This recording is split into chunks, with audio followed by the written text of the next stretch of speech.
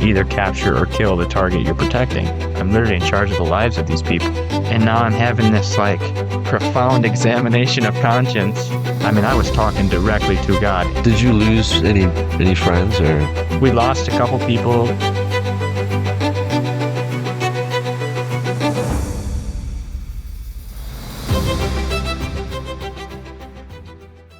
Welcome to Cradle Catechumen. I'm Walker Larsen from the Cradle Catechumen YouTube channel, and I'm here with my neighbor, Mr. Dane White, a former U.S. Army sergeant, who is going to be welcomed into the Catholic Church in just a couple of days. We're recording this on Maundy Thursday, right before Easter, so he's going to be welcomed into the church on Easter. We're very excited for him and to have him on our show, and today he's just going to be sharing his conversion story. So that's what we're going to settle in for today. Looking forward to it. Lane, where did you grow up, and how did you grow up? Yeah, Walker, thanks for inviting me here. It's great to be here. And so I grew up in the local area, mainly Dodge, Wisconsin. Born in La Crosse. My family briefly lived in Trempealeau. My parents were divorced when I was about 1 year old, and so that led me to a split household. And I grew up between Dodge and Fountain City, predominantly most of my life. And yeah, great childhood. Just normal kid stuff, riding bikes, and you graduate from the bike to the four-wheeler, and then from that, So were you back and forth between your parents' houses, kind of, or? Yeah. So the first like 3 to 4 years of my life, I lived with my dad mostly, and he would take me to work with him. Yeah. And so he's a self-employed contractor and has been building houses for, 35 years. Yeah. And so as a little kid, I'd be around the job site, and, he'd give me a board with some nails and a hammer and say, go to work. So I'd just have fun pounding nails. And eventually that graduated to the TV. And so he used to bring along this TV that had a DVD player or a VCR.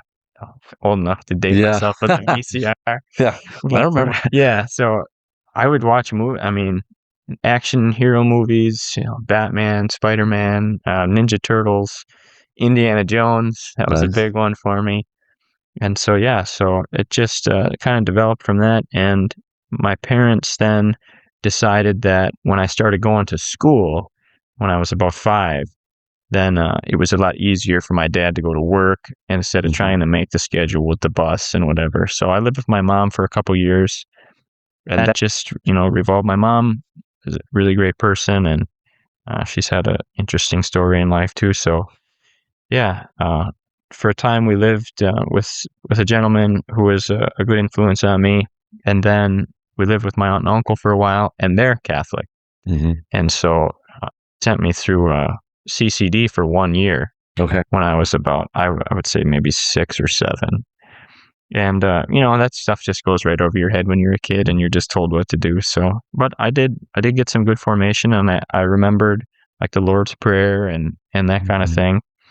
But I remember sitting in church and always just like feeling out of place. Mm-hmm. It never felt like I was at home there. And so, lo and behold, my mother got her own place, and we moved there and continued going to school like a normal kid. And, weekends I would go to my dad's, and my parents had a great relationship. They were, really good friends, separated. Sure. Yeah. And so very fortunate for me, blessed in that aspect. I know several people and have met several people in my life that, the divorced parents, they really get into these conflicts. And, a lot of times the kid is stuck in the middle of that. Yeah. But for me, it was really great. I could call my dad anytime on the phone. I could call my mom anytime on the phone. I could say, hey, I want to go to dad's. I want to go to mom's. They had no problem communicating. And they were really, still to this day, they're very good friends. Sure. And so that was, like I said, very fortunate for me. And so then after my mom got her own place, and she started going with this guy who his mother was raised as a Catholic, but through a series of life events, she converted more to like a non-denominational Christianity, and then eventually found herself in a Methodist church. And so when I was 8 years old, that's when I was baptized. Okay. Yep. So I went to Sunday school there for about a year, was baptized, and the Holy Spirit's been working on me ever since then. But yeah, it still took a lot of time for me to uh, get to the point where I'm at now. And so in between there, I think is where we really want to focus. Diving into the story, yeah. So, kind of in summary, as far as religiously, your childhood, there was a smattering of religion, but not something you really were doing regularly or took too seriously. Sounds right, exactly. Yeah, like I said, I never felt at home at church. Was more dragged along as a kid, and just I probably went to mass in different church services. I would say 24 times. Okay. Or so. Yeah. Before my baptism, and then we went pretty consistently for about a year to a Methodist church, and then pretty dark after that. Okay. No church for a long period of time, other than weddings or funerals. So I know that you joined the military pretty young. Yeah. I'm curious what led to that decision, and then how that affected. Was that kind of when you really totally stopped going to church then? Well, I guess I could back up a little bit. Sure. So in high school, really fifth grade, I befriended some guys. They were brothers, and they went to Catholic school, but we met through band. Okay. So the Catholic school kids would come to the public school to play band. We started in fifth grade. That's when we met, and so on. And so we became friends. That led to a good friendship. Like when you're a kid, you go for a sleepover on the weekends and you play video games and that kind of stuff. But their mother always took us to church. Okay. And so, great devout Catholic woman, very traditional. She would have the table set with all the food, and we'd come and sit down and we'd pray, and then eat. And after the meal, we'd pick up, and then we'd play cards for a couple hours after the meal, and that was always something great. I, of course, being an only child, didn't have that growing up with kids around the table eating and communicating. It was always like, you're sitting at the breakfast bar, or you're sitting in front of the TV, and it's like, here's your food. And I never had that family sit down meal, other than like, Christmas or whatever. And so, yeah, she was actually a really good influence on me from about 14 to 16. I spent more time at their house than I did at my own. Okay. And so she would take us every Sunday to mass, whether we were willing to go or not. Yeah. It's part of if you're here, you're going. Yeah. And so we respected that. And so 17 years old rolls around, and my dad had been in the Army. My grandpa had been in the Army, Air Corps. My other grandpa was in the Marines. My family's got National Guard, Navy. Okay. So I really kind of covered all the bases there. And ever since I was a little kid, I was always his G.I. Joe toys and Rambo movies and all that stuff. So kind of was led to that decision. I remember the day before I left, I'm like, gosh, I don't know if I go. It was almost kind of too scary. I never left home before, never been on an airplane, never traveled, except for one time we went out west to see Mount Rushmore. But so I was just kind of led into it. And at the time, I really wanted to be a police officer. Okay. I don't know, I was kind of mischievous. So I had heard one time that the best cops are often the best criminals, or something to that effect. Yeah. But so was your plan then after military to go into the police force? Right. And so I had joined the Army as a military policeman. Oh, okay. And so I went through a bunch of training for that and learned all kinds of great law enforcement statutes and also like the physical duty of being a police officer. But really what it honed in to me was the discipline and what's the word? Like the character of what it takes to be an upstanding man that's shepherding the community. And so that really solidified some leadership, and demeanor, character, those types of things really got drilled into me there. I had the same, I did it's called one station unit training. And so for 6 months, I was with the same people, with the same drill instructors. And most people, they go through like 8 weeks of basic training, and then they graduate. They're now in the Army, and they go to like a advanced individual training. Mm-hmm. Well, you get different instructors. You're treated like a respected member of the military. But in this case, for 6 months, it was like basic training the whole time. Sure. And so, yeah, it was really good discipline-wise. And I walked out of that completely changed. I remember I came home and got to see my family for the first time in months. And I was with a girlfriend at the time, and just quiet, finally having some peace. No one's yelling and screaming, telling you what to do. And she's sitting next to me, and she's like, "Yeah, you're really different." I'm like, well, yeah, I don't know. Just in terms of like the discipline, or like what would you describe as different about you? So at 17 years old, you're indestructible, and you're cocky, and I was full of confidence, but it was kind of this inconfidence. Okay. And so the training really cut me down. And it took me to this base place where everybody was equal. I went through with about 100, I think like 170 people.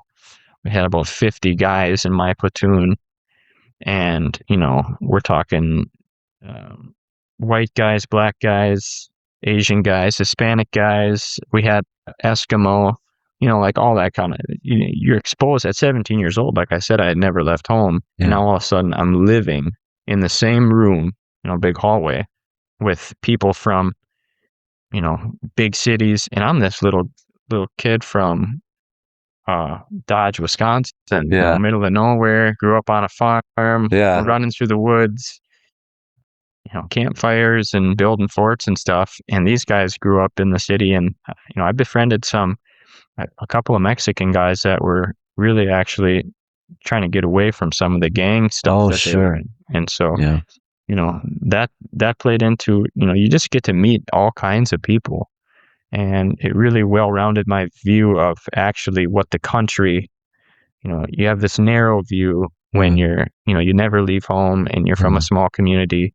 But when you broaden your horizon and you get to meet all kinds of different people, then you get a bigger picture of life in general. You get to walk in other people's shoes and hear their stories. And so that was really eye-opening for me, and, humbling, especially. So that was the training aspect. That was great. I got to my first unit in Colorado. And shortly after I was there, a couple months of working as a police officer, which I never liked. I found out the hard way that I did not want to be a cop. It's hard. You have a good soul, right? And you're a nice person. And so you're trained to do this job, and now you have a job, you have a duty. And so you're in a police car, and you're, 18 years old at this point. And, someone flies by through a stop sign, and you're like, okay, license sirens, you pull them over, and it's this young woman with screaming kids in the back, and she's distressed, and her husband is deployed overseas and doesn't know if she's ever going to see him again. And it's like, oh, now I have to make her day even worse by writing her a ticket. And so, they give us something called officer discretion, where you can just say, no, it's a warning. And so after a couple of months of me doing nothing but giving warnings, they're like, yeah, man, this probably isn't for you. And sorry, can I jump in? To clarify, this is still in the military though, right? You're a military policeman. Like on a base somewhere? Yeah. Okay. Out in Colorado, they have all of these forts are basically small cities. Oh, gotcha. They've got grocery stores, they've got housing, they've got it. And so, so I'm on a base with like, I couldn't even imagine how many people, tens of thousands of soldiers. Like a city, basically. Yeah. And so, they have their own police force. And so shortly after that, a couple of months of doing that and giving warnings and stuff, couldn't bring yourself to taking anybody. No. I got stuck on the gates for a little while, and so I'm just flagging people in, checking IDs and stuff, and that was okay, but it was just, I couldn't imagine doing this for 5 years. This is just boring, I suppose. Yeah. And so in that time period, we transitioned from so it's weird. Military police has two different branches, really. They've got a field branch, and then they've got the law enforcement branch. Okay. And so in the field branch, you do more infantry stuff and more cavalry scout stuff where you're doing route reconnaissance and route security, convoy security. You actually do a lot of like infantry ground, you go on a patrol. Yeah. Right? And so I got taught all of that stuff too, and really excelled at that. I finally found like my niche. And so really picked up the pace in my training and was taken under the wing of some really good mentors that taught me a lot of that stuff, mastered the basics. And then from there, I was approached by a unit that does special reactions. And so it's kind of a branch of the military police, but they focus on like hostage rescue, major drug busts and drug interdiction, barricaded subject. And so they approached me and like you said, hey, based on, your scores, based on your physical fitness, based on like the character that we've demonstrated and seen in you, we want you to join our, but you have to go through this whole tryout process. And like, okay, yeah, whatever. So I showed up at this random field and did a PT test. And then out of like 700 people, like 30 of us got selected. And then from there, we did this huge tryout, I guess we'll call it. And so I did that for about a year. A lot of shooting, building clearing, hostage rescue stuff, right? Right. And so after that, was approached again by kind of a similar unit, and they said, hey, we want you to come and do protective service overseas. Oh, okay. And so I said, well, it's like a bodyguard, right? Yeah. And I'm like, I have no idea what this is about. I've never heard of it. But they're like, no, you've actually been selected to go. Like, you don't have a choice. And I'm like, well, they're like, you can say no, but you shouldn't. All right. So they sent me to a month-long school where I learned high-speed driving. Like, like you're in a small convoy with 3 or 4 vehicles, and you're like weaving in and out of traffic. You pull off and you skid, and you get out and you unload a machine gun into, an enemy target. Get back in and go. It was like real gangster stuff, and I loved it. Yeah. I'm like, this is awesome. And so it's like the movies you watched. Yeah, exactly. Yeah. And it's really, I'm glad you bring that up, because that point is like, you don't know who you are until you figure out who you are. And so a lot of times when you're a kid, you're watching movies, you're looking at the older men, and you're like, who do I be like? Who am I like? And so a lot of times, like those characters, James Bond, Jason Bourne, Rambo, of course, Indiana Jones, like I mentioned, you try to like pick up on what these guys do and why they're so revered in our society, as people idolize them as figures of manhood and like who to aspire to be like. And so that did play heavily into the character shaping of who I was. Sure. I'll put it that way, who I used to be. So you're doing the protective service, or you're doing the training for protective service. Yeah. And then did you actually get deployed to do that? Yeah. Okay. So right after that month or so training period at the actual schoolhouse, and like I said, we learned all kinds of stuff, counterintelligence, really like espionage kind of stuff. And all that ties into, because you got to be able to do it, but you also have to be able to recognize it when someone is trying to exploit your intelligence and then either capture or kill the target you're protecting. Right. And so you learn both sides. You learn how to guard against it, and you learn how to do it. So And so that was awesome. It finally, like, again, the universe and the stars aligned to put me in this place where I excelled and it fit who I thought I wanted to be. You know, yeah. So I got deployed to Iraq in 2019, and I spent 13 months in Iraq. Okay. Doing the job. I have over 220 some combat missions. Wow. All successful with guarding generals, ambassadors, the vice president, secretary of defense. That's awesome. Yeah. So all of these like key figures, bumping shoulders with politicians and high government officials from our side as well as NATO dignitaries. Sure. And yeah, it was great. I was part of a combined joint task force that had multiple people represented from every NATO country.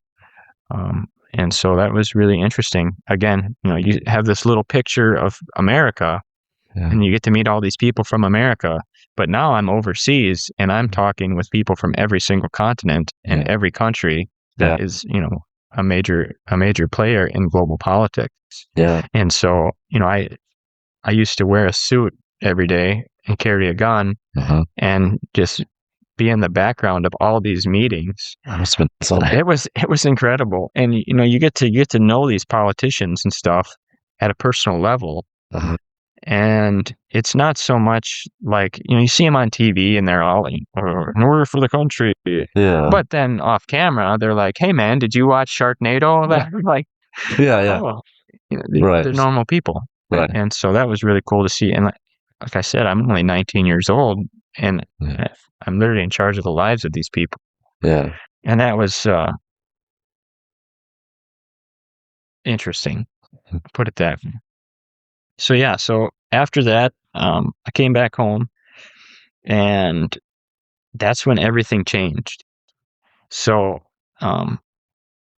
really what started me on this journey of faith was a moment in Iraq where we had conducted a targeted assassination of Qasem Soleimani, an Iranian general.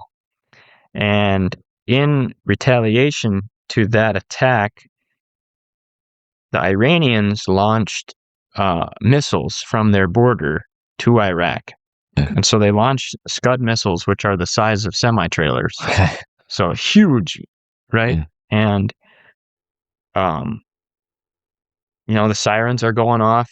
You're in some base. Yeah, okay. I'm on a base, and so I'm kind of tied in with all the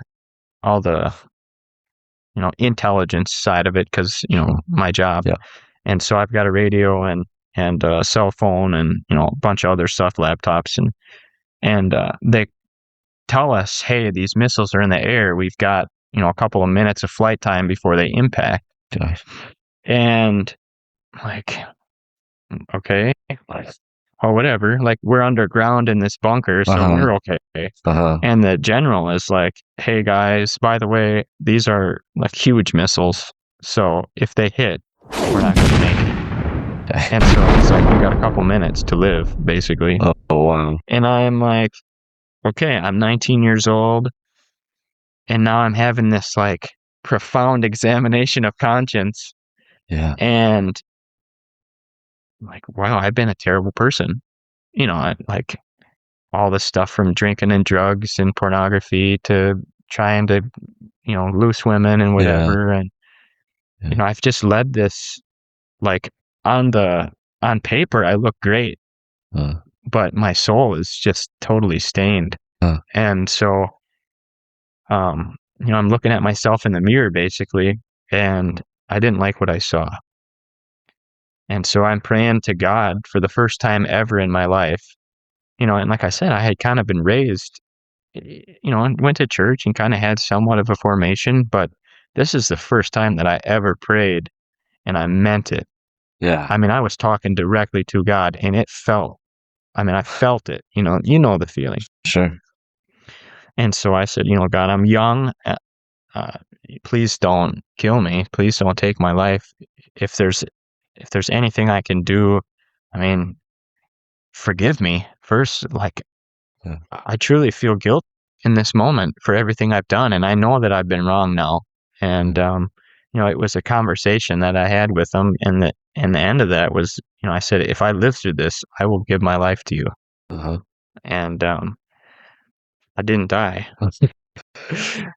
So, I came out of that bunker thinking like, ooh, deal's on now.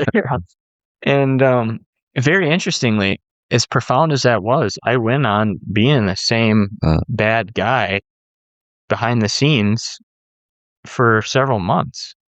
And I even went through this, like, you and I had talked briefly about this, like the, pros and cons list of to be faithful or to not be faithful. Yeah. And, I ultimately came to the conclusion that if I'm going to live a life on earth, I might as well have faith, because if I die and there's nothing, I still had a good life. But if I die and all of a sudden I'm standing in front of the judge, I better have a good reason. Yeah. And so that brought me even kind of closer, but I still wasn't there. Mm-hmm. I had come home, had a terrible welcome home. So this had just started with the pandemic, COVID. Oh, okay. This is 2020. Yeah. So this has just kind of like ramped up everything with, well, you got to quarantine for 2 weeks. And so I had, here I am, kind of this hero, right? Yeah. In my eyes and in the eyes of the society. And I come home by myself. I've got like no parade. There's no one to welcome me. Right. My luggage gets lost. I'm like 2 guys that I never met before pick me up in a van and drive me from the airport back to the base. Okay. And I get a room. I've got my carry-on bag and an empty room, not even bed sheets. Wow. And they're like, hey man, you're going to quarantine for 2 weeks. And then I'm like, okay. My biggest thing was I'm hungry. Yeah. I want some American food. Yeah. And no, like, sorry. We'll talk about it when we come and get you. Like, you're a threat to our health because we don't know. Right. And I'm like, this is craziness. Yeah. But anyway, there's a whole story about that. But so yeah, I had come home and just went back to living my same bad lifestyle. Like I said, looked good on the surface, but just terrible things that were possessing me.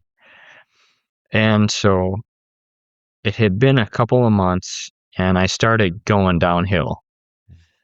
Mental health was starting to crash, and the stress and PTSD and all kinds of stuff was starting to creep in. And I went through this training, kind of like a survival training, and I lost a bunch of weight. And so I had gone from like 180 pounds, big muscular guy, to 140 pounds. Yeah. And it was just, you can't lose that much muscle mass and then go back to doing a 16-mile ruck march for time and not expect your bones, so like the level of stress. Was this something the military was having you do, the survival? Yeah. True. So, okay. So you're back in the States, but you're still actively in the military. Yeah. So I got about a year and a half left at this point in the military. And so, so I do this march and like my hips fracture. Oh. And so, like due to compensation for my right hip blowing out, my left knee blows out and I'm just a mess. Wow. So I go from being this, like stud, we'll say, to bedridden, crutches. Yeah. And, nothing, I used to kind of worship myself in the mirror, right? Sure. And now I'm just a skinny twig, and it was just like arrows from all sides. Yeah. And tearing you down. Yeah. And so sorry, I'm jumping again. You said PTSD. So, had you had actual combat experiences that were coming back to haunt you, and at that point? Yeah. Okay. And a lot of it was like the gravity of what the potential was. Okay. And so, we had taken indirect fire, which is mortar fire. Okay. Or, in this case, it was, they're small 105 millimeter rockets, which is, but we took indirect fire like once a week. Okay. And so you just walk around outside expecting bombs. Always under this weight of the potential. Yeah. And then, of course, 200 some like combat missions into the red zone where you're driving high-speed convoy and everything's a threat, and you're expecting any time to run over an IED, you're expecting to get shot at or blown up, you're expecting, all of a sudden a truck pulls out in front of you and stops you, and then a truck pulls behind you, and then all of a sudden it's an all-out ambush. Sure. And so, you live in this what-if game. Constant stress. Yeah. Yeah. And so... Did you lose any friends or... We lost a couple people there, and in like terrible ways. Yeah. Like one guy was on the phone with his wife, and 105 millimeter Katyusha rocket came through the roof of his room, and blew him up. Okay. Another lady, she was doing laundry, and the same thing happened. Wow. I was walking to go do laundry. Yeah. So yes, it wasn't like, heated battle, guns blazing, this glorified TV. Yeah. It was, the enemy at that time, very cowardly. Okay. And so, but yeah, so that, for example, and now back home, this is supposed to be this great welcome home stuff, and it doesn't, and months go by, and now I'm downhill, and I'm a shell of my former self, and physically, mentally, and now I'm literally broken and in bed on crutches. And, I had an accident when I was overseas, and my sacrum and my L5 spine fused together. Oh. And so, that, like, on all the nerve damage and stuff from that, the doctor was like, yeah, you're going to be paralyzed eventually. And, you have all this like nerve damage, and, you've got exposure to, I had like several exposures to anthrax. Okay. And so they're like, yeah, you probably got too much. And now you have this like crippling nerve damage where it feels like you're being crushed. And I'm like, all this is just manifesting like in a month window. Okay. And I'm down in the dumps. I'm having a terrible time. And so, long story short, right? I could really go into details for the sake of time here. So I'm sitting in my room, and this is October of 21, and pain, like everybody's judging me. I haven't been to work, and I was leading soldiers. Now I'm not. Mm-hmm. The chain of command is starting to question, like, hey, this guy, is he a bad soldier? Is he trying to get out of work? Is he actually injured? Like, they don't know. They're not checking in on me. It's really it's a terrible, toxic atmosphere. And so I go to the doctor, and the doctor tells me all this stuff, and it's not what I wanted to hear. Sure. And at the same time, the COVID, the vaccine had just kind of got rolled out, and they're really pushing it on the soldiers. Like, you have to get this. And something within me told me, like, hey, this is something that you're not supposed to do. Yeah. And I couldn't explain it. I'm a good soldier. I want to do what's right. But it was like a hard line in the sand. You have to do whatever it takes to not get this. And I don't know where that came from. And so I remember sitting there, and I'm just like, all this is coming down on me. And I said, you know what? I had several friends commit suicide. And I'm like, that's not looking like a bad option right now. And so a couple of days go by, and I'm like, okay, I've got a plan. And that's how because I had been through all this assisted training, identify suicidal ideations, how to walk through, like, Yeah. Now, I've been through weeks-long courses on how to help somebody, talk somebody down from the ledge. Yeah. And now I'm the one standing on the ledge. Wow. And so I recognize this. I'm like, wow, okay, I have a plan. And that's, when you have a plan, you know that you're serious. You're serious, yeah. And so I'm like, this is not good. Huh. And I remember sitting there and I'm like, okay, God, I prayed to you before. I know that you're real, but I need a sign. Like I need you to show me something. Yeah. Or help me or something, because I cannot live like this anymore. Yeah.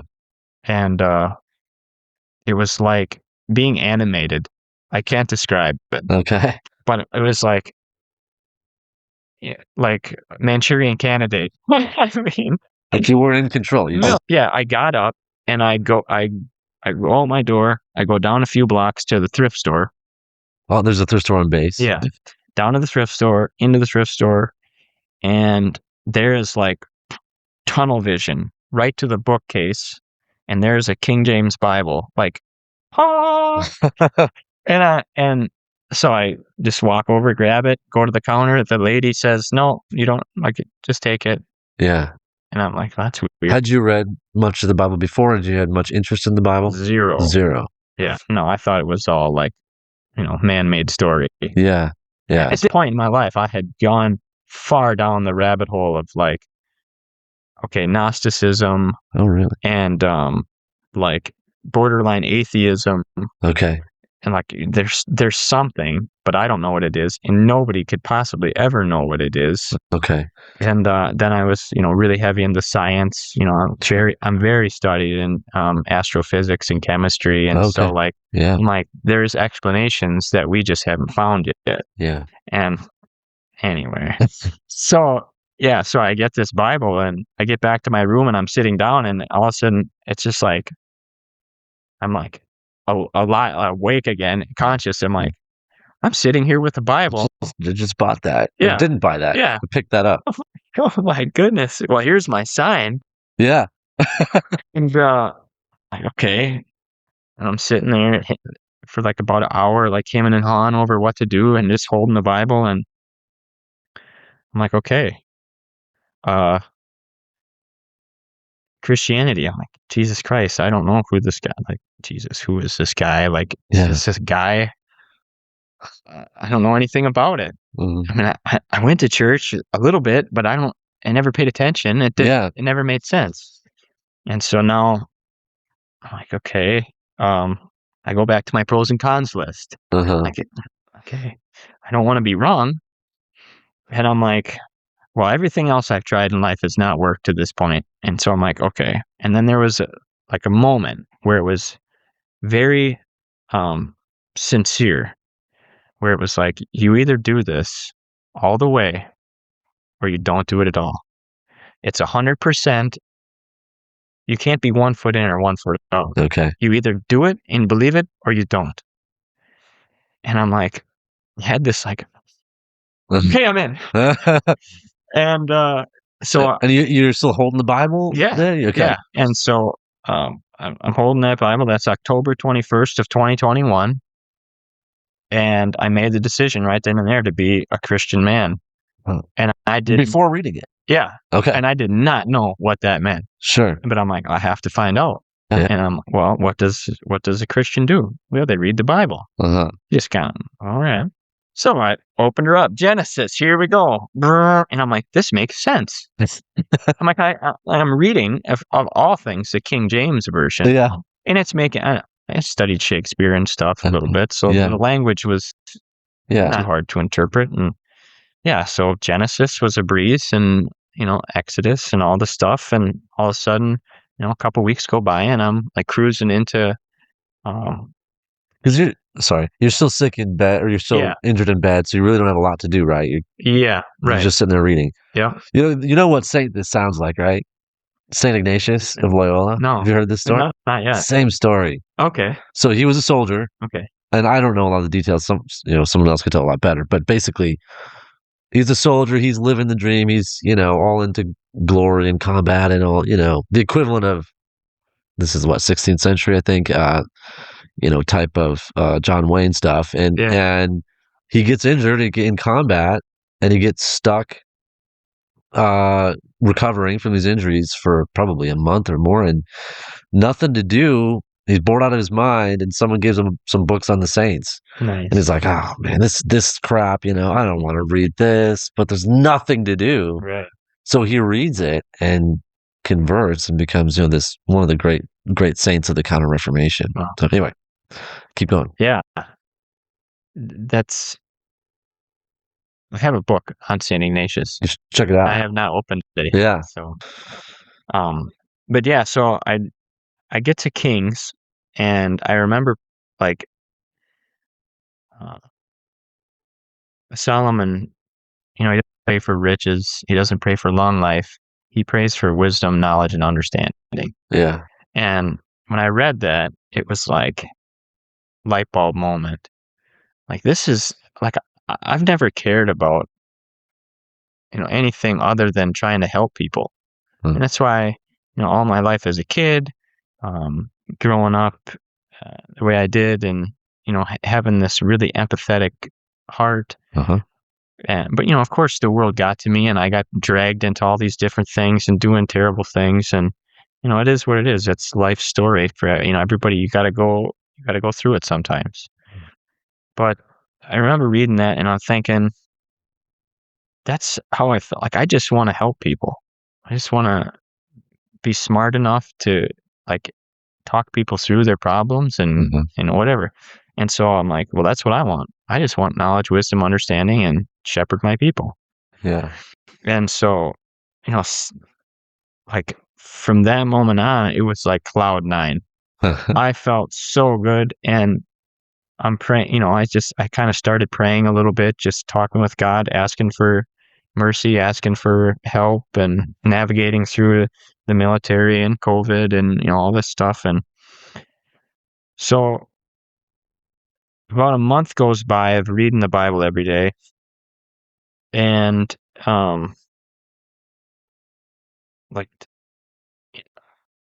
the chain of command is coming down on me, and they're like, hey man, we don't think that you're cut out for whatever. And I remember going through this struggle internally thinking,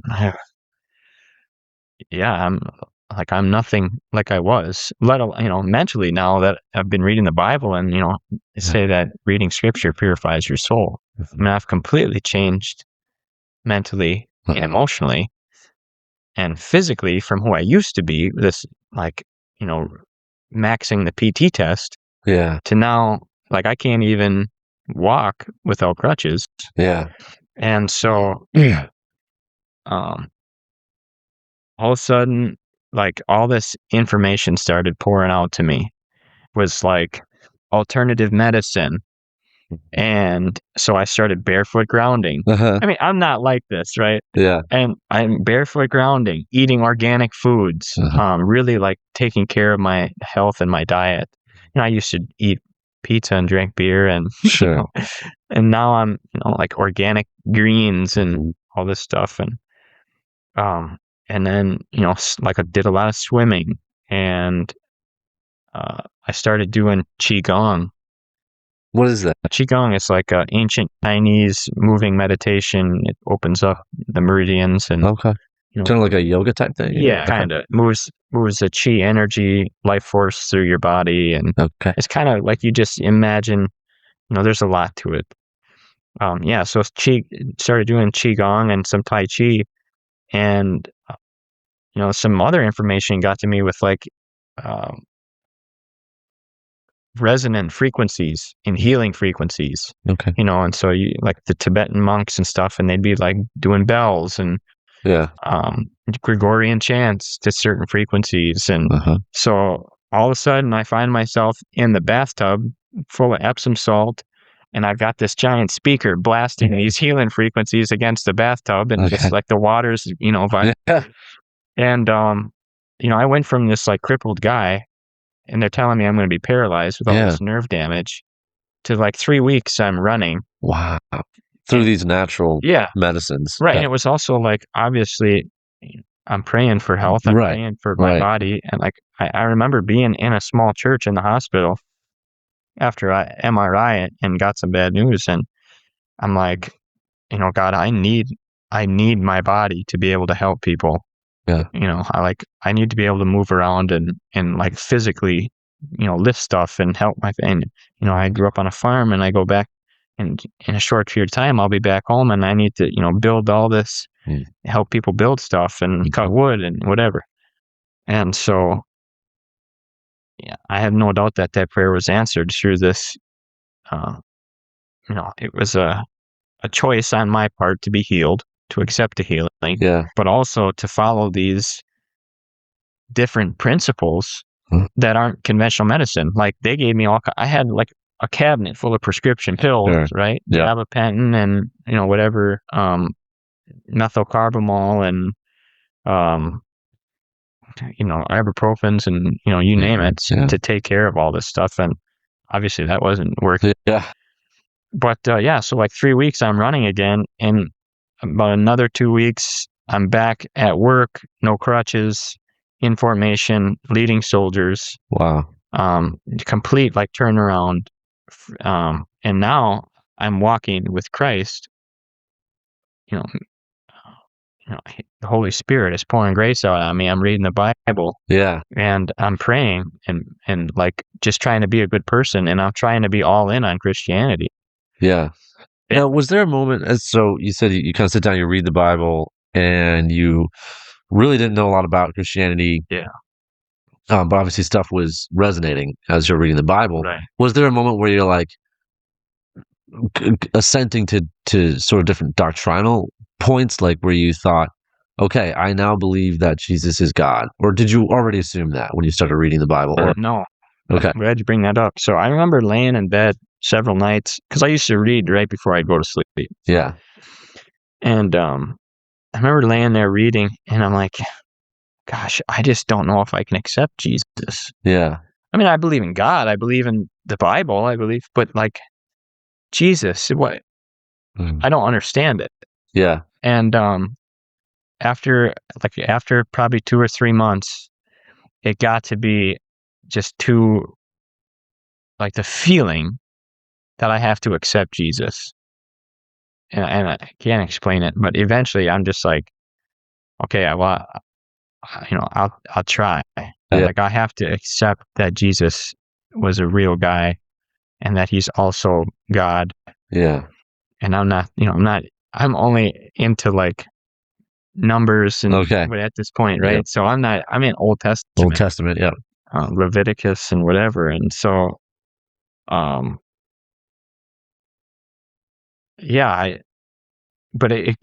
that feeling was mounting in me. Okay. Like, you have to accept Jesus. It's not just God in the Bible. It's right. This is part of the package. Yeah. Kind of an important part. Yeah, exactly.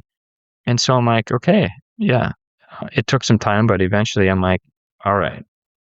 And I remember saying it. I don't have the date. I wish I did, but it's like, Jesus Christ is my Lord and Savior. Yeah. And so all of a sudden the COVID stuff came hard, and they're forcing us to get the shots. And like I said, I had this conviction to not. Right. And I think really, retrospect, looking at it, the Holy Spirit was working on me in that, because he knew that one thing would only draw me closer to God.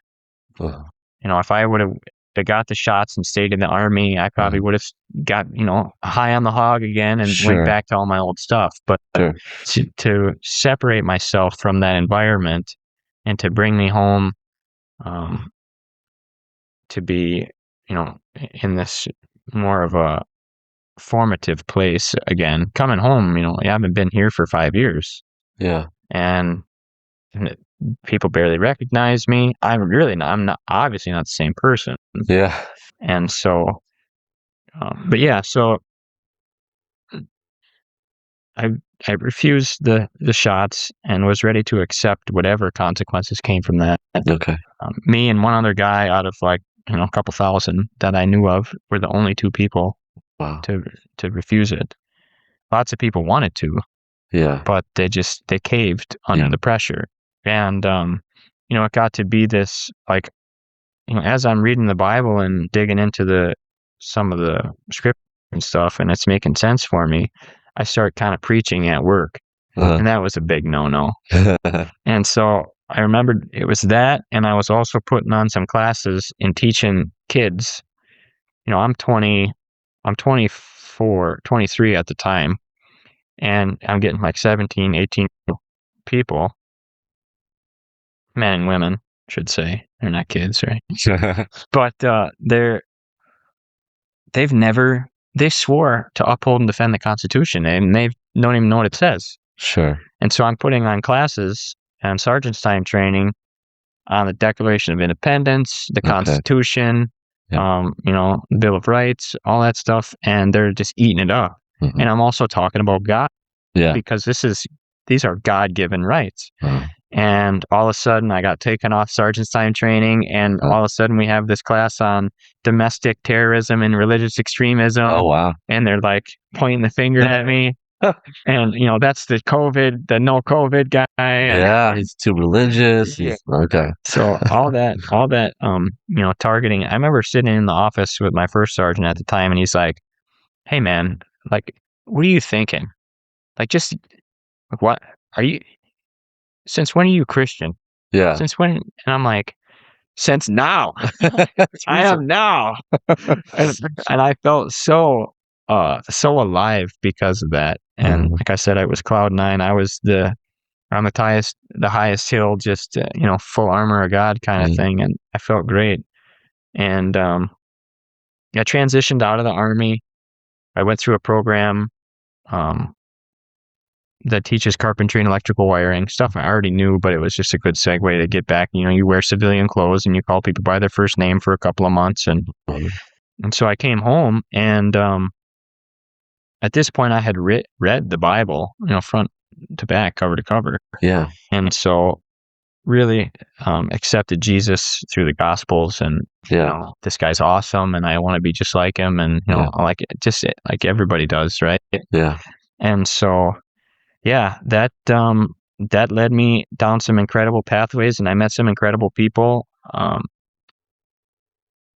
had started talking about Christ to my family, and they were, not really receptive. Yeah. Except for a couple of members were like, "This is awesome that you're like this now." And so they kind of took me under their wing, and we traveled around from South Dakota through Minnesota and did some teaching where we would do these scripture circles. And so a woman is kind of the facilitator of this, and she speaks Hebrew somewhat. She studied under this rabbi. And so what they do is everybody is in a circle, 20, 30 people, and they share like what they want to get out of the scripture study, what they're struggling with, what they're dealing with. And based on that, she kind of interprets everybody, and, call it Holy Spirit, gives her several different passages. And then everybody votes on what passages they want to read. And so we jump into, Bible chapter and read the chapter, and then kind of go through it systematically and target specific words and hone in on the Hebrew version of the word, because English and Hebrew are two different languages. Obviously, one is noun-based, one is verb-based. Okay. And so you have words in Hebrew that have such a extravagant meaning versus just the simplistic English word. Okay. And so it was really great and formative for me to go through that and learn and have this little ministry, I guess. And but it never felt right. It always felt like I was just involved. So I'm back in Wisconsin, and I live with my dad for about a year. I'm going through the VA process and trying to navigate that, and just walking with Christ, reading the Bible, studying the scriptures. At this point, it's just my Bible and me, though. Right. Right. Which is not a good place to be at now. now I know that. But back then, I was still confused. And, there's thousands of denominations of Christianity. Who could possibly be right? And I had all these questions. But I wasn't willing to look for the answers. Yeah. And so, I was like that for several years, where I just read the Bible every day and prayed and meditated. And, I did all of these like guru type doings, and I thought I had it a few times, and all of a sudden I'd go down into the dumps. Okay. And I'd be depressed, and and so I bought some land and started doing this homestead thing. Yeah. And so currently in 2026, I live off grid. Oh, cool. Yeah. I've got no electricity, no running water. I bought this bare, farm field with some marsh ground and some pasture, 30 acres. And, I grew a big garden a couple years now and got some good experience with that, and my dad and I and my grandpa built all of the buildings on it ourselves. And so I've never been in debt. Yeah. And I have no bills. Yeah. And so it's kind of an interesting life to lead. Yeah. That's awesome. And so, in that time period, like I'm thinking like, well, I've always wanted to start a family. I've always wanted to have a wife and kids and do the whole thing and give kids the life that I didn't have. The typical stuff. And so that kind of leads me up into this last year, which has been huge, right? To say the least. Yeah. And so, I'm just like bouncing around from family member to family member, helping them do stuff. I helped my grandpa a lot with landscape work, and I was just kind of people pleasing. I had this moment on my birthday last year where I asked this girl on a date, and she was like, "Oh yeah, absolutely." And we hit it off really well. I thought it was going great, and I'm thinking like, this could be my wife, right? I've known her for 4 days. This could be my wife. And she ends up canceling the date the day before my birthday. And it hit me like hard. Sure. Really strangely. And so now it's my birthday, and I did a fast on my birthday, and like, you know what, I'm going to spend my birthday with my buddies. Like I said, I had several friends that had committed suicide, and so I go up to the cemetery. And I'm sitting in the cemetery, and I'm just pouring, talking to them and writing in a journal and stuff. And I came to this realization that like I had a big fear of rejection. Sure. And that had led me down this path of life, trying to like overachieve and be this big puffed up guy. Like I want everybody to like me. Yeah. So I'm going to be this like swaggerly man and, rough and have all these cool skills. And, it was just like, I was a poser, right? I was doing this out of fear, out of this place of not wanting to be rejected, but, childhood stuff and like, girlfriends and whatever. And so I had this moment. It's like, wow. And I really, for the first time in my life at 26 years old, question like, who am I really? If I strip away all the trauma, all the ego, all the stuff that's getting in the way of who I truly am, who am I? Yeah. And I didn't know. Yeah. Well, this is an interesting thing. And so, I started to do a lot of writings about myself and just diving deeper into my character, right? This whole new principle of like self-mastery, right?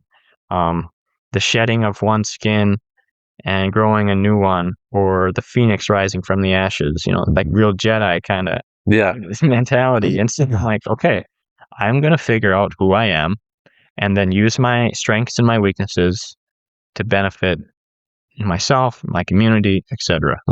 And so, the common denominator kept coming back to me. It's like, well, I really do want this family. Yeah. But it's kind of like, it's what's expected of me. It's also something that I'm projecting onto the canvas of reality. And so I'm like, well, if I'm going to have a family, I've got to do it right. I've got to have all this stuff in place You know, I've got to be able to provide them all their own food in case the grid goes down and all the world ends. And, you know, so I'm going to grow all our own food and raise animals and hunt and fish and trap and learn all these survival skills and forage wild edibles and be able to protect them with the skills I have from the military. And, you know, I have all of these traits, which is like gearing me up to be this awesome dad. Yeah. And so I'm like, it's coming soon. You know, I met another girl and she, you know, she had already had a daughter and I'm thinking, this is great. Like I got a jump start on my, yeah. and, you know, so we kind of went together on leave for a couple of months and, you know, I vicariously through her have this awesome experience of, like, well, this is what it's like. You know, here I am with a girl and with a child on my property. And we're doing, you know, homestead tasks together. Sure. And the kid is playing in the mud and jumping around and laughing and screaming and having a good time. And I'm like, this is like, I felt complete. Yeah. Even for one day, it was just like, this is right.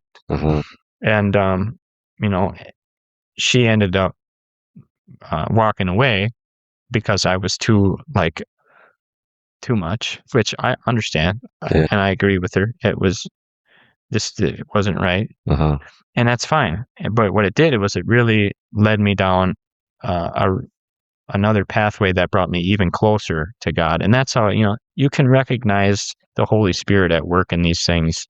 When on the other side of it, you see the benefit of it. Yeah. Even in the moment, it's painful. Right. But when you get to the other side, it's like, oh, that's why this happened.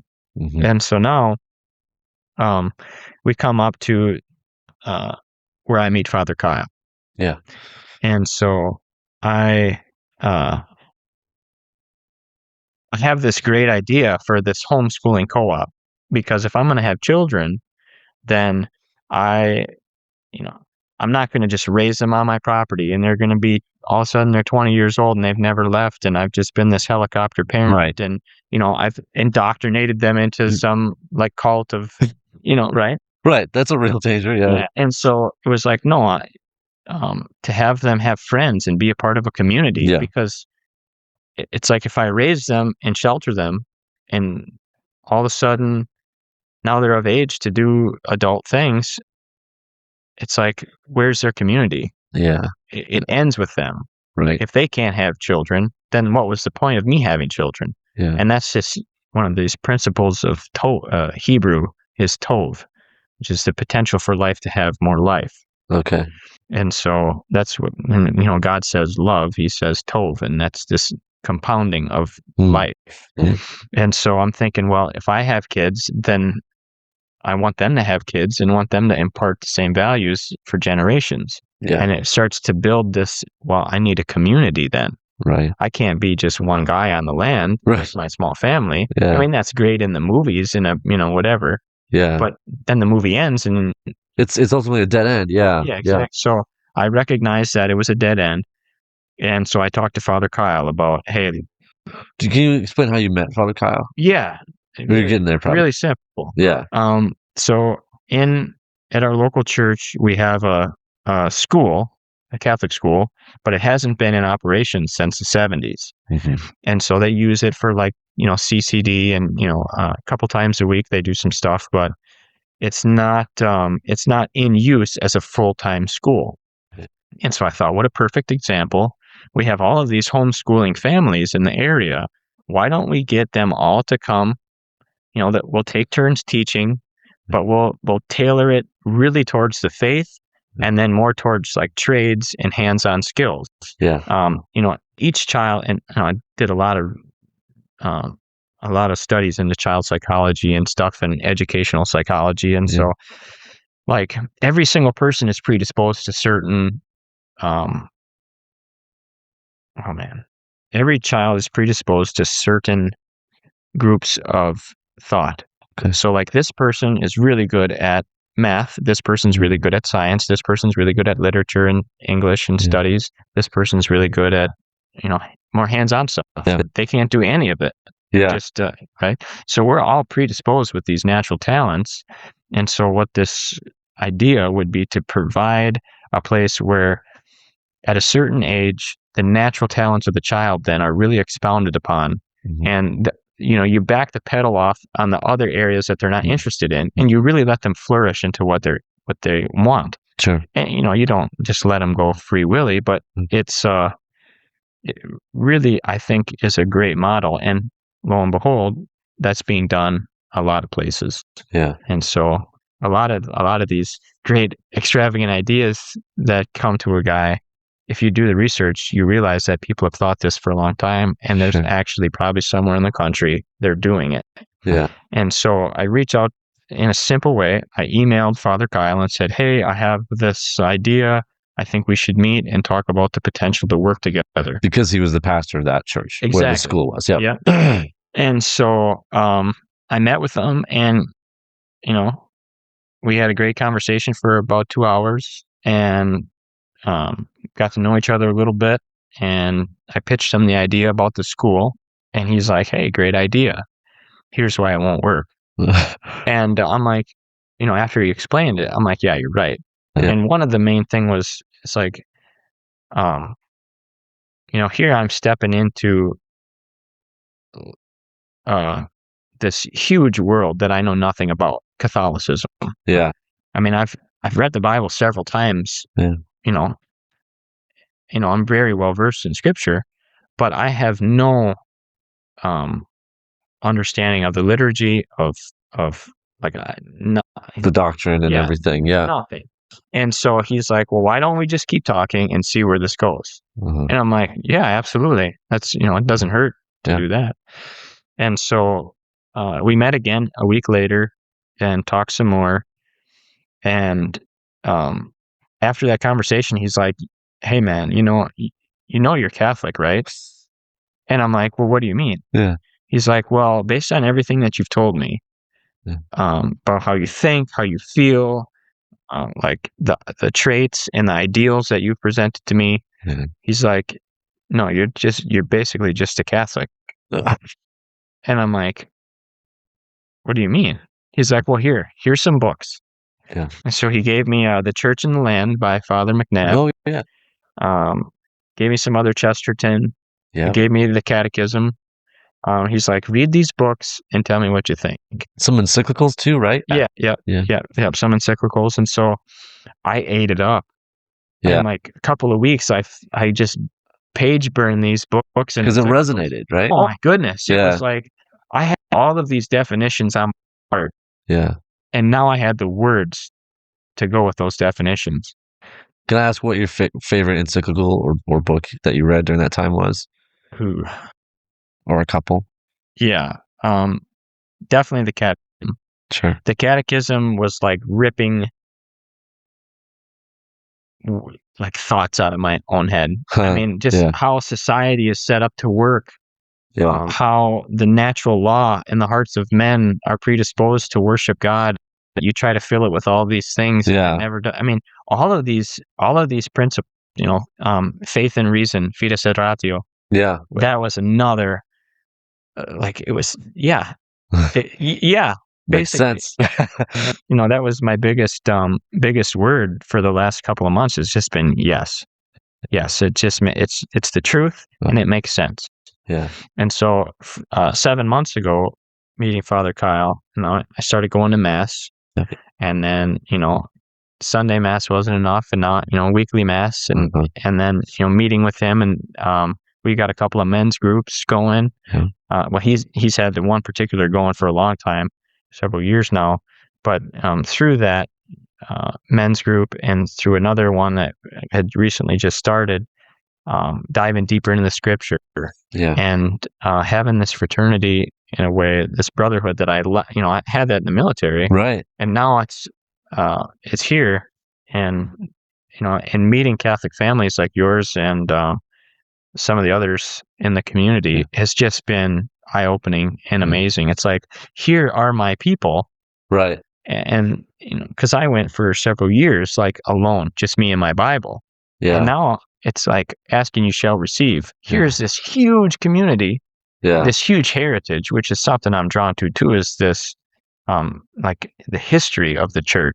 Yeah. This is thousands of years of humanity's history, the true history of our world, and of all the things. And so that for me was just, again, yes.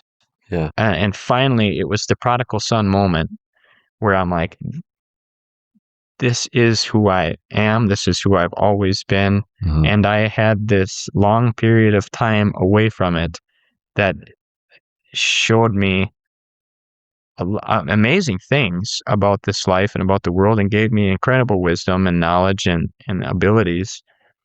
But now, coming back into it, like I had just done my first confession a few days ago. Yeah. And that was like, you want to talk about a freeing experience. And maybe another time we'll go into like the mysteries of faith, right? Sure. And the more of the mystical experiences that have taken place for centuries through seers and prophets and etc. But yeah, so this has been, I'm a big nerd at heart. Like I love Lord of the Rings and Star Wars and all that stuff, right? So coming into the church now, that this is part of humans' history. Yeah. Like, the Bible talks about magicians and dragons and sword fighting, right? Like, of course. Yeah. I'm in. It's all there. Yeah. And so it's not just some fantasy, like, the mainstream system tries to play off like this is science fiction, this is fantasy. Nobody gets healed by laying on hands and praying over them. That's all stuff. Yeah. And it just really like kills the idea of the truth. Yeah. And so now that that's accessible again for me and for everybody, right, it's just, I'm all on board. So hopefully we'll see. Cool. We'll see what the next bout of sacraments brings for me here this weekend. Yeah. And well, congratulations. I mean, and praise the Lord for bringing you to the truth. And here you are, just a couple days on the very cusp of of entering the church. We're very happy to have you, and thank you for sharing your story too. I hope it can be inspiring to other people who maybe are on the same journey in some way. Yeah. I know we've taken a lot of time as far as questions go, like if there was any holes in there that you had thought like, you cover it pretty well, and I think I interjected stuff sort of as I thought of it. But one question would be if there were. So obviously, as you're reading this Catholic stuff, it's really resonating and just felt very much at home. Were there was there anything in the Catechism or any doctrines that you struggled with that you had to talk with Father Kyle to kind of come to a place where you could accept it?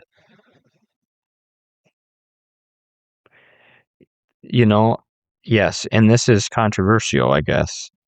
But it was, here I am, young guy, I'm coming into the faith, and here's the doctrine of the church fathers, the Desert Fathers, all these. And the Desert Fathers, a great read. Also. Here's all of these things, and I'm coming into the church, and it's like I'm on fire, right? Yeah. And I'm getting all this knowledge in a short period of time, and it's like, yes, I'm eating it up. And I'm like, well, like, where is everybody else? Mm-hmm. Where are all the other people that are on fire? Yeah. And that was the main thing. The lack of zeal, the lack of devotion. Again, I hate to say that, but it's a common theme that I've heard now in my studies and travels. There's some kind of when you grow up doing something, you don't. It's familiar. Yeah. It's not. Yeah, you can take it for granted. Yeah. A lot of Catholics do, unfortunately. But in that, there's obviously a lot of room for interpretation to understand why why are things the way they are? Yeah. That's man's, like that's the philosophical question of man. Yeah. Why are things the way they are? And so you try to understand that, and you can deductively reason down to a pretty decent set of things. And I'm just graced that I can be coming into this time with the the knowledge and skills that I have, the vigor that I've been gifted. Because again, like St. Paul says, it's not me. Right. It's all grace. Yeah. And so, yeah, I think this is a beautiful time for not just myself and my family, but also for our community, the church at large, and even the whole world, right? Because, one drop in a pond becomes. Yeah. And so I really think that it's a beautiful time to be alive. No matter how dark the news and the media and, you know, people that walk outside of the faith try to make reality, it's actually very bright and it's very beautiful. Yeah. And I think there is a huge number of young people that are coming in to the faith and or really, stepping into what it means to be Christian, what it means to walk with Christ and to have this unbreakable bond that, people martyr for, and that's another a great topic that we could maybe someday dive into is, here's something that people are willing to die for. I mean, truly die for. And it's really outside of themselves because it's so much larger than anything that the human can comprehend. Right. God, you cannot plumb the depths of his wisdom, of his knowledge, of his love, and his mercy, especially. And so, coming up here, Divine Mercy Sunday, if you guys aren't praying Divine Mercy, here's a shout out. Yeah. Novena. Yeah, no, that's beautifully said. And I feel like there's really something afoot right now in the church and in the world. Something good, something positive. I mean, of course, evil too. And I don't mean to downplay that, but it seems to me, and this is just sort of intuition. I could be wrong, and maybe everyone thinks they're living in some pivotal moment, because it kind of flatters yourself, I guess. But yeah, right. I do feel like there's a sea change going on, and I'm sure hearing about a lot of conversions. Yeah. So my co-host on this show, the regular show, the Cradle Catechumen channel that we have, is a convert as well, but yeah, and the statistics bear that out too. It's not just anecdotes, but there's statistical evidence of an increase in faith, an increase in interest in Christianity and Catholicism in particular, especially among young people. So, and just beyond that, there's some kind of a sense of movement, and I'm hopeful. As you said, I think it's an exciting time to be alive. And yes, there's a lot of evil, but that's the opportunity we have to. Right. We can, through God's grace, have an impact in conquering that evil. Right. So yeah, we can't diminish the severity and the gravity of the spiritual warfare that is taking place. Yeah. And it is very, especially as Americans, what we don't see, we don't understand. And so it's very easy to dismiss it as. Yeah, because it's not tangible. Yeah. But no, very real. Awesome. Well, Lane, thank you so much. It's been a pleasure. Yeah. And we'll have to have you back on the show sometime. Absolutely. Anytime.